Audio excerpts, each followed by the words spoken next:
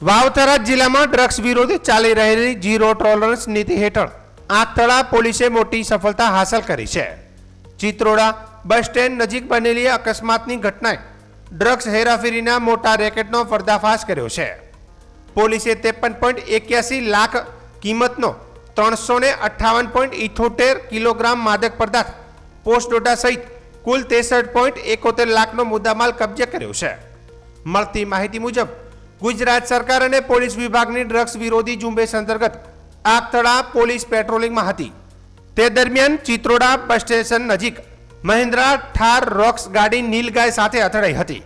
અકસ્માત બાદ ગાડીના ચાલકે સ્ટીયરિંગ પરથી કાબુ ગુમાવતા વાહન રસ્તાની વચ્ચે બંધ પડી ગયું હતું। ઘટના બાદ ગાડીમાં સવાર બે શખ્સો વાહન છોડીને સ્થળ પરથી ફરાર થઈ ગયા હતા।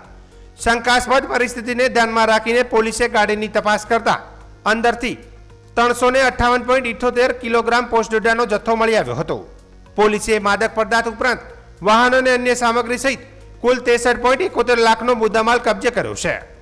આ ઘટનાએ ફરી એકવાર આંતરરાજ્ય સરહદી વિસ્તારોમાં ડ્રગ્સની હેરાફેરી નેટવર્ક અંગે ગંભીર સવાલો ઊભા કર્યા છે।